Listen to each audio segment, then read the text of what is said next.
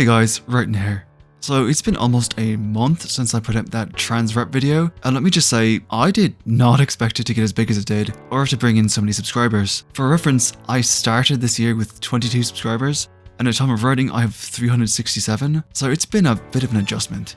In the intervening time, I've gotten a lot of positive feedback, and I really appreciate it. But I've also had a few people comment on the fact that I said not to write trans women as sex workers, and ask for clarification. So that's what this video is for. Also, the game footage isn't connected to anything, it's just so it's not just my annoying voice for the whole of the video. I did just sort of leave it at don't fucking do it at the time and not explain further, and the reason for that was, well, it was pretty much depression and dysphoria. I know it probably came across as a joke, but I do legitimately suffer from severe clinical depression, and I was in the middle of one of my worst depressive episodes ever when I was making the video, which was exacerbated by my dysphoria, and it was just a really bad time. It's honestly kind of a miracle that the video got made at all. I ended up cutting a lot of things from it that I wanted to talk about, but just didn't have the mental energy for, and the explanation was one of them. Ultimately though, that's an explanation and not an excuse, and I need to be better than that if I want to be good at this whole YouTube thing and also live up to my own standards. So I wanted to fix it by clarifying my thoughts on the subject. Also, I didn't want anyone thinking I'm anti-sex worker.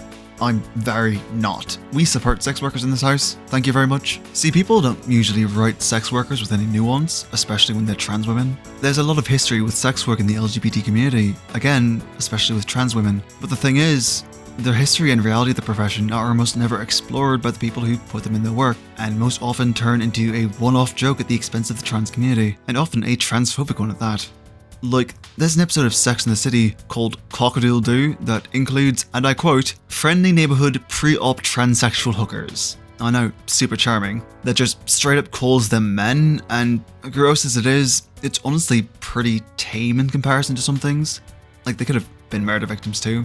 GLAAD did a survey of trans rep on TV from 2002 to 2012 and found that 1/5 of trans characters were sex workers, and it was also the most common profession depicted for them. Which is a really big portion, especially when examples tend to be so few and far between. And even then, one of the most common things to do was have them be murder victims as well. See, I would love to see an actually well-written and researched trans sex worker character, but it's almost never done, so it's almost never good representation, which is what I was focused on for the video.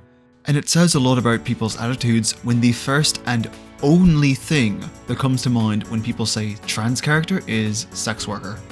And yeah, it's reflective of history, but we're talking about fiction here, where you can make your characters whatever you want and give them any kind of life, and yet people constantly make them the same one-off character that exists to be jokes or victims, which is how a lot of transphobes see real trans people.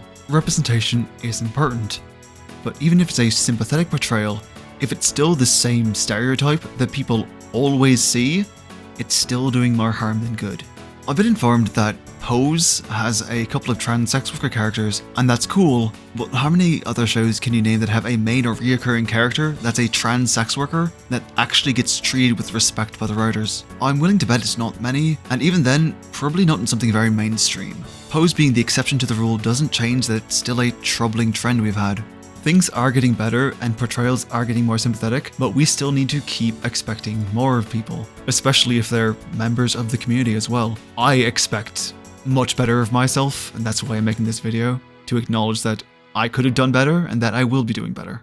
And honestly, you should expect better. We should keep expecting better from people and keep pointing out where failures come in and where they can improve, because that's how progress happens.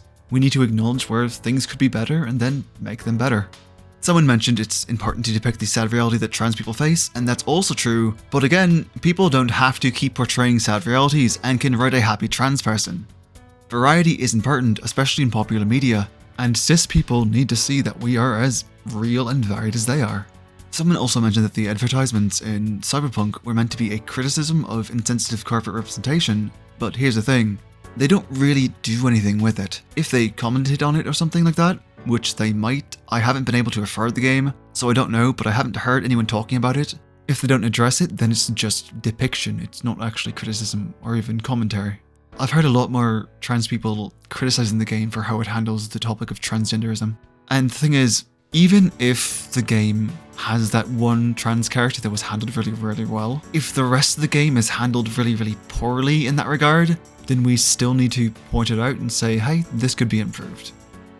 Ultimately, however, I was wrong to blanket statement say, don't do this ever, because there is nuance. I just wasn't able to talk about it at the time, which again, explanation, not an excuse. So let me go on record to change my statement for all future consideration. Do not write transgender sex workers unless you intend to explore the real-world history and implications of such a character.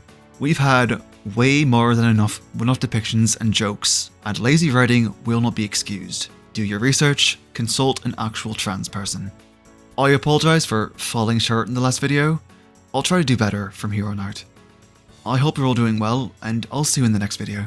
Oh, and thanks again for your support. I didn't expect people to actually watch my trans rep video, but it meant the world to me that people enjoyed it and it made them happy to watch it.